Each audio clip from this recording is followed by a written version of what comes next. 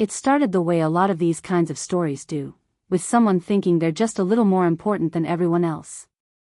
Our family owns about 60 acres of farmland just outside the town limits, and it's been in the family for 3 generations. We're not flashy. We don't cause trouble. We keep to ourselves, work our land, raise our animals, and mind our business. But even a quiet place like ours isn't safe from the entitled attitudes of people who think the world is theirs to walk, or in this case, drive, through. About 2 years ago, 2 sisters moved into the newly built subdivision just beyond our property line. Fancy homes with big driveways, HOA rules stricter than a private school dress code, and people who thought moving to the edge of the countryside made them rustic. But instead of adjusting to the peace and quiet, these 2 sisters decided that the long, winding paved road that connected their subdivision to the highway was too inconvenient. Why drive the extra 3 minutes when you can cut across private land and save yourself a little time, right? That's when it started. At first, we didn't think much of it. A silver SUV would show up on our farm road now and then, kicking up dust as it rolled past the back barn, bumping along like it had every right to be there. My grandpa saw it first. He's sharp, old school, and notices everything. He didn't say a word, but his jaw clenched just a little tighter every time they passed. We decided to take the polite route first. I printed a few signs: private property, no through traffic, do not enter, and posted them at every entrance to the farm road. Made them big, clear, even added reflective tape. A few days passed without any sign of the silver SUV. We thought maybe that was that. But sure enough, just as we were starting to breathe easy, there they were again, speeding past the signs like they weren't even there. That was when we realized this wasn't a misunderstanding. This wasn't some innocent mix-up. These women knew exactly what they were doing, and they just didn't care. Grandpa walked down to the road one morning and waited.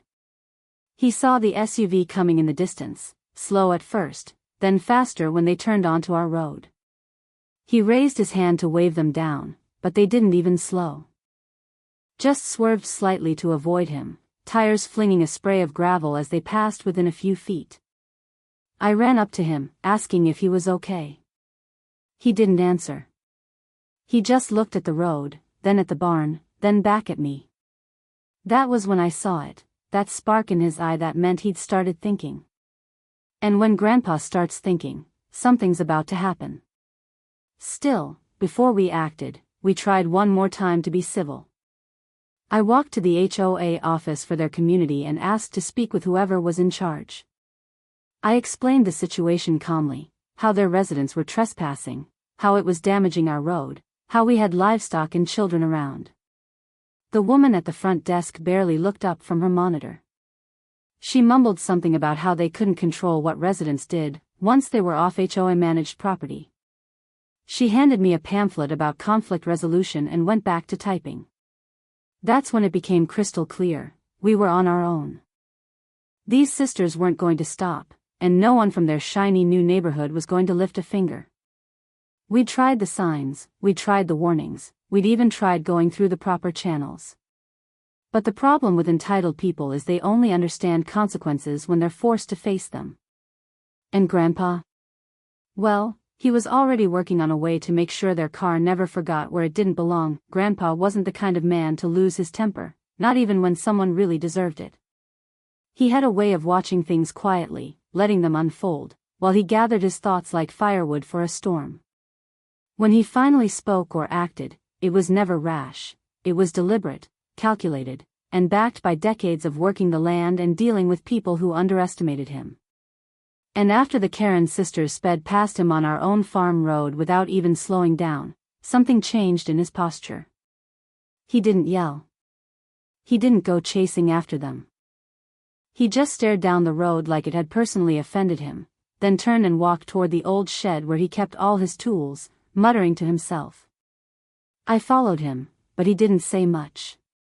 Just pulled out a couple of lengths of chain, a bucket of old bolts and nails, and an ancient roll of chicken wire that had been tucked away for years. I didn't know exactly what he was planning, but I knew it was going to be the kind of old-school justice you didn't learn from books. This wasn't about revenge, at least not in the way people usually mean it. This was about setting things right in a language people like the Karen sisters could finally understand. That night, after dinner, he asked me to walk the road with him. We brought a couple of flashlights and some tools, and under the cover of moonlight, he started working.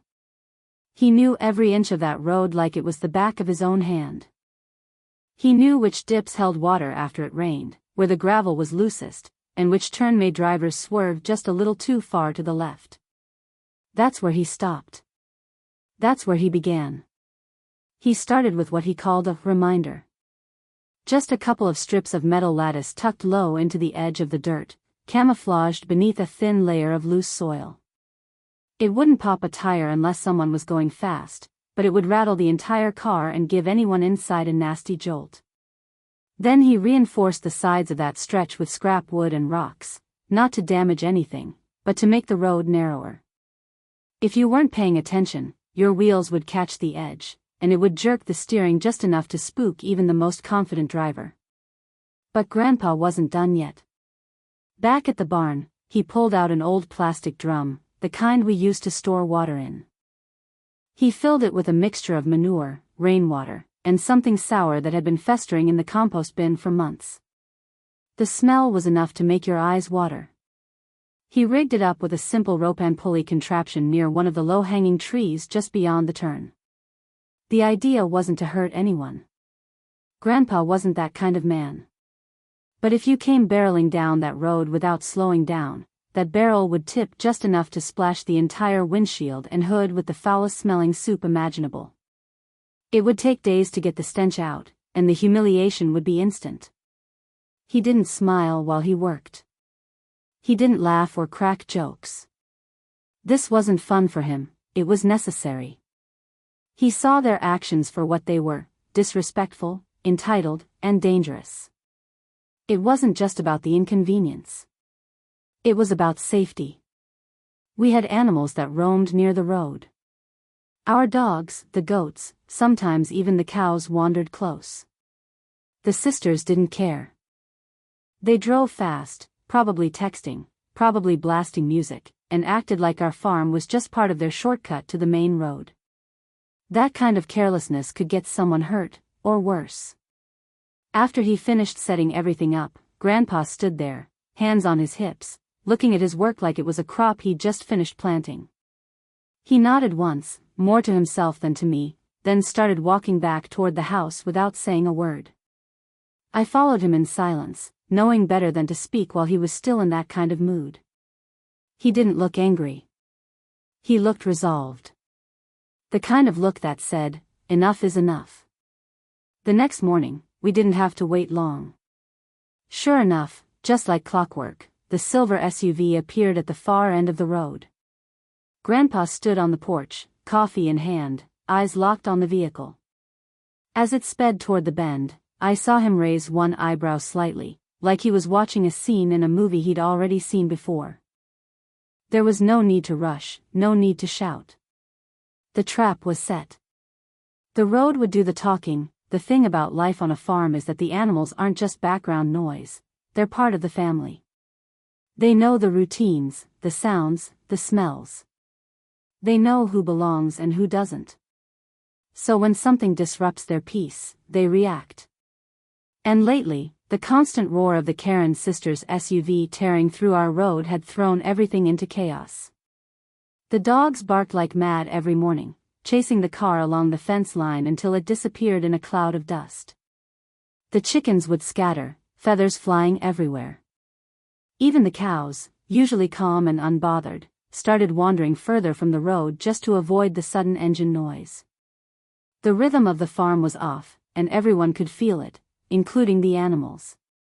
One morning, after the sisters sped through yet again, Grandpa walked out to the barn with a quiet sort of determination. He fed the goats like he always did, but he lingered a little longer, scratching their heads and murmuring to them under his breath like he was sharing a secret. Then he moved to the chicken coop and opened the door wide, letting the hens roam earlier than usual.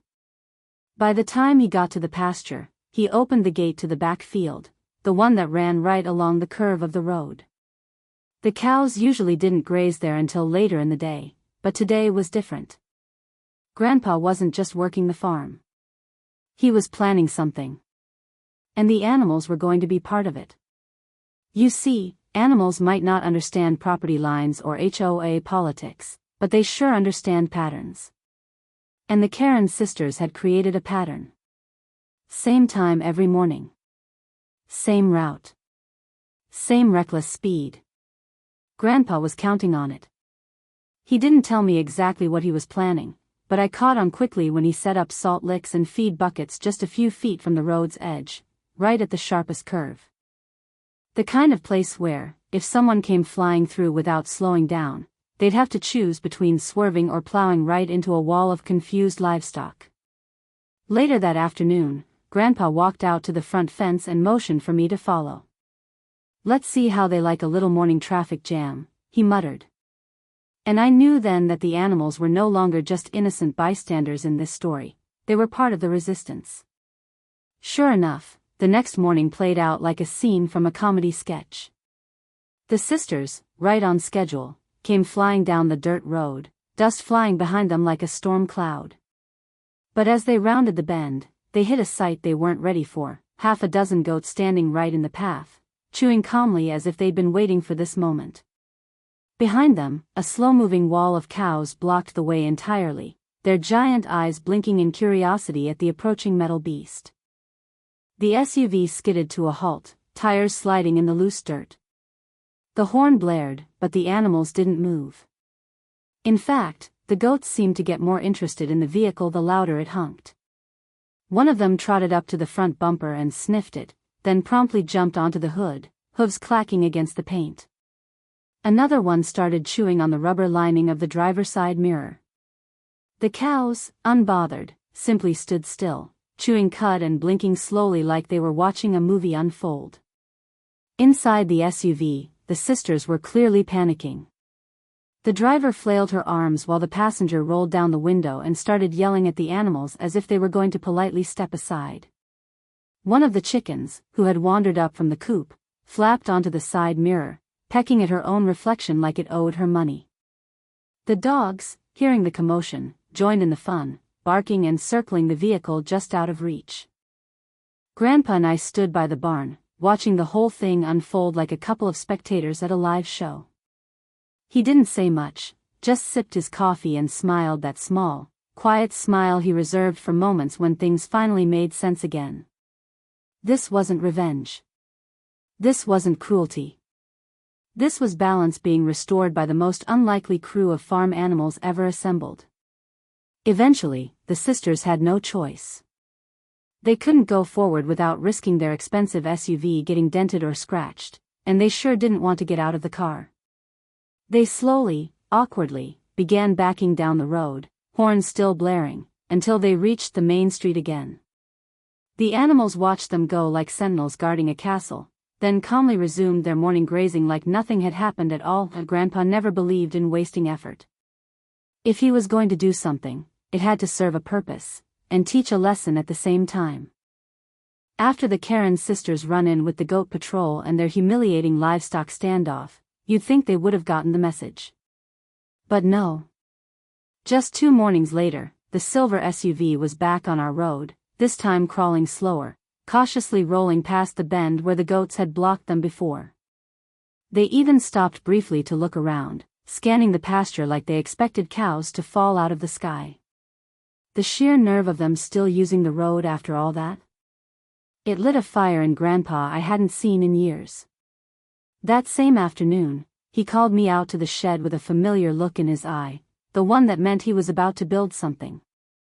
Something clever, simple, and just the right amount of embarrassing. From behind a stack of hay bales, he dragged out an old farm trick, a wooden ramp lined with spikes. Not sharp enough to cause damage, but just high enough to knock the undercarriage of a car if driven over at the wrong angle. It was meant for keeping deer off a section of our fencing years ago. But now? Grandpa was going to repurpose it with a few tweaks, and a lot more flair. He took some garden stakes and ropes and began marking off an area of the farm road that looked freshly graveled, but underneath would be what he called the reminder pit. We dug just a shallow enough ditch to cause a dip in the road and laid a large plastic tarp over it, then covered it with a thin layer of dirt and straw. It didn't look suspicious at all, just a patch of road like any other. But the second a car drove over it, the front tires would sink a bit, the plastic would stretch, and a harmless but loud crack of popping gravel would make the whole car jolt like it had hit something solid. To top it off, Grandpa planted a few decorative wind spinners and fake owl decoys around the area. They looked innocent enough, something any farmer might use to keep pests away. But he'd wired the spinners with bells and tied them to a series of strings running across the trees. It was a motion-triggered alarm system, homemade and comically low-tech. If the car came speeding down the road, it would trip the spinners, set off a symphony of clanging bells, and startle the driver before they even reached the pit. But that wasn't the best part. The best part was the sprinkler system. You see, Grandpa had rerouted the irrigation hose from our garden and attached it to a modified motion sensor we used to keep raccoons out of the compost bin. The sensor was now aimed directly at the road, and the hose led to a high-pressure nozzle propped up on a stack of hay bales. If a vehicle moved too quickly past the trigger point, the water would blast straight up into the windshield. It wouldn't hurt anyone, but it would cause a whole lot of panic, and a very wet, very confused Karen. Once it was all set up, we waited. And we didn't have to wait long. The sisters showed up like clockwork the next morning, now going even slower than before. They had their windows down this time, probably trying to listen for animals or traps. But as soon as they passed the tree line and tripped the first wire, the bells rang out like church on a Sunday. The driver jerked the wheel slightly, startled. The spinners twirled violently, owls bobbed in the wind, and the SUV rolled forward right into the reminder pit. The front tires dipped, the car rocked, and then came the water. A direct blast shot up onto the windshield with a force that made the wipers switch on automatically. Inside, we could hear screams, muffled but frantic. The SUV came to a full stop. The windshield wipers fought against the sudden stream of cold water, smearing it into muddy streaks. The passenger side mirror wobbled from the force of the sprinkler stream hitting it directly, and the driver flailed, trying to figure out how to turn the spray off. From our spot by the barn, Grandpa and I just watched quietly. He leaned against the fence post, arms crossed, and gave a soft whistle as if he was admiring a new crop just starting to sprout. The animals didn't even react this time. They'd seen enough to know the show wasn't for them, it was for the intruders who wouldn't listen. Eventually, the water stopped on its own, and the sisters slowly, painfully backed out of the pit. Their shiny SUV now sported streaks of mud across the windshield, dingy straw clinging to the wipers, and a windshield view that looked more like a swamp than a shortcut. They didn't even try to go forward again. They just reversed all the way back to the main road. The thing about messing with country folk is that once word gets out, it spreads faster than wildfire in July. It only took one neighbor seeing the Karen sisters' SUV dripping wet and covered in hay for the gossip to start making the rounds. And in our small town, where everyone knows everyone's business whether they want to or not, it didn't take long before the story of the shortcut queens who got hosed became local legend. But what none of us expected, what really sealed the deal, was that someone had caught the whole thing on video. Turns out, one of the neighborhood kids who lived on the ridge just above the road had recently gotten a drone for his birthday. He liked flying it early in the mornings before school, getting overhead shots of the farm, the woods, and the nearby creek.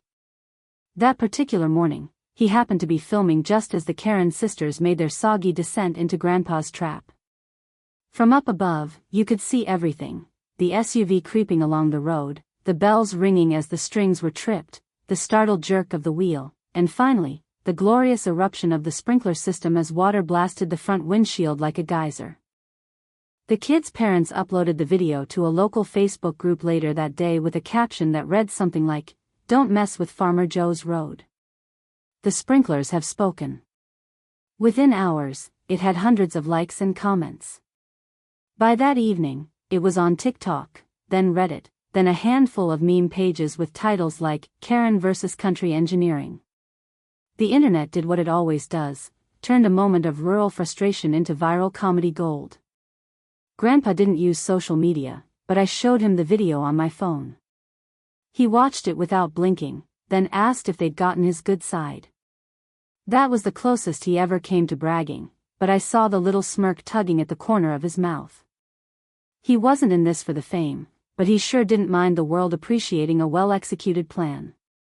The sisters, on the other hand, were not enjoying their newfound celebrity status. Their faces weren't clearly visible in the video, but the SUV was unmistakable. The silver paint, the vanity plate that read K2FAB, and the designer dog in the back seat, yep, all the internet sleuths needed to piece it together.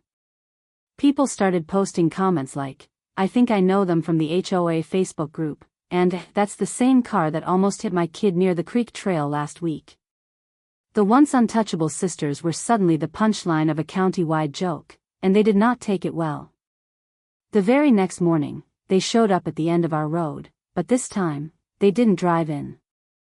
They stood there in yoga pants and sunglasses, arms crossed, just staring at the driveway like it had personally offended them. Grandpa and I were working on the fence, and I saw them from the corner of my eye. I nudged him and nodded in their direction. He didn't even stop hammering. "They want to talk," I said quietly. "They can keep wantin'," he replied, calm as ever. But they didn't leave. They stood there, clearly stewing, as if waiting for someone to come out and offer them an apology or maybe a towel. Eventually, they marched up to the edge of the property line and started recording on their phones. I could hear them narrating, saying things like, "This is an unsafe setup," and "We're being harassed by a neighbor." But the road was clearly marked. The signs were still posted. The footage just made them look worse. If anything, they were building a second act for the internet to enjoy. Later that week, the video started trending beyond our small town. A few content creators picked it up, commentary channels, reaction videos, even one of those popular accounts that animates viral stories. The sisters' SUV became a meme, and phrases like "Don't water the Karens" and "Farm justice activated" started showing up in comment sections. It got so big that one of the local news stations did a short piece on rural revenge, how one farmer stood his ground. They didn't use names, but if you knew, you knew. The real kicker? People started driving out to our neck of the woods just to see the infamous road. We had cars pulling over at the end of the lane, tourists snapping photos of the Karen trap spot.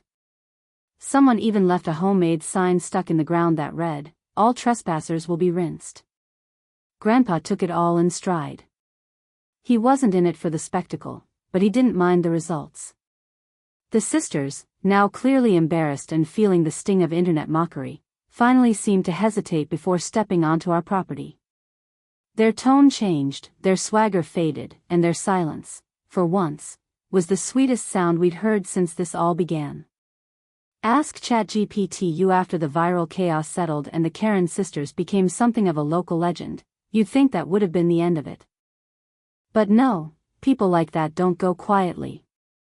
They don't reflect, they retaliate. A week after the infamous sprinkler video blew up online, we got an official letter in the mailbox. It was from the HOA of the subdivision the sisters lived in. Folded neatly inside a gold-trimmed envelope was a formal complaint accusing us of creating unsafe conditions on a commonly used neighborhood access road. That was when it became clear this wasn't just the Karen sisters acting on their own anymore. Their little stunt had now turned into a community drama. Or at least, they were trying to make it one. The letter claimed we were responsible for hazards and public embarrassment, and implied we'd be held liable for damages to personal property if the sprinkler, bells, or animal obstacles caused any further incidents. They even had the audacity to request that we dismantle our aggressive deterrents and open our road for public use, so long as it met their standards for safety. Grandpa read the letter once, set it on the kitchen table, and said, "Well, I guess they're about to learn what the word private really means." The next morning, he called the county clerk's office and had a certified copy of our land deed delivered. He wanted everything in black and white, boundaries, easements, access rights, and all. Our road wasn't a public right-of-way.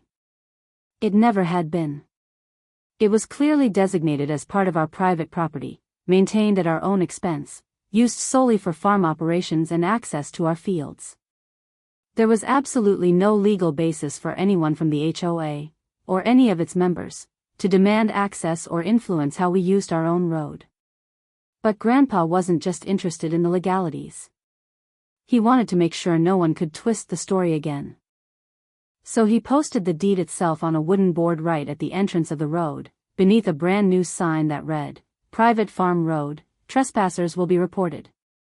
Below that, in smaller print, "Not affiliated with nor accessible to Lakeview Estates HOA." We took photos of the sign, the road, and the posted deed and emailed it directly to the HOA's board.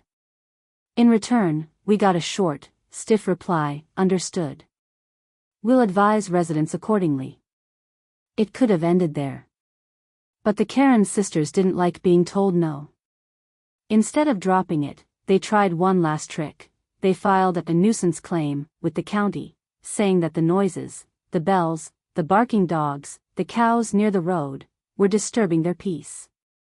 It was an absurd complaint. We lived on a farm. A working, living, breathing farm. If you don't want to hear animal sounds or see tractors, you don't move next to a family that's been raising livestock for 50 years. We weren't worried about the complaint. The county inspector came out, took one look at the place, and said everything was well within reason. In fact, the inspector chuckled when he saw the wind spinners and sprinkler rig and said, "Creative. Not illegal." The report came back clean, and the claim was tossed out without further investigation. But something else happened around that same time, something unexpected. Other residents in the HOA started reaching out to us. Quietly, at first. A couple of them knocked on our door just to say they were sorry for the trouble. They admitted they were tired of the sisters making a scene, tired of the drama, and honestly embarrassed by how it all played out. Some even told us they supported what Grandpa had done, that it was long overdue. Apparently, the Karen sisters had rubbed more than a few people the wrong way with their behavior, not just with the road, but at HOA meetings, pool gatherings, and basically anywhere else they could cause a stir. The final blow came not from us, but from within. The HOA held a board meeting a few weeks after the complaint was dismissed, and this time, the community showed up. There were talks about abuse of power, embarrassing the neighborhood, and acting outside of HOA interest. One of the sisters tried to defend herself, but by then, the room had turned against them. A vote was held, and both sisters were removed from their positions on the HOA's Community Relations Committee. Not only that, they were fined for unauthorized use of private land. It was poetic justice, delivered not by revenge, but by the very structure they had once used to bully others. The same HOA that had tried to back them up had now distanced itself completely, leaving them with nothing but a bruised ego and a whole neighborhood tired of their games. And the road? It stayed closed, stayed private, and stayed peaceful for the first time in months.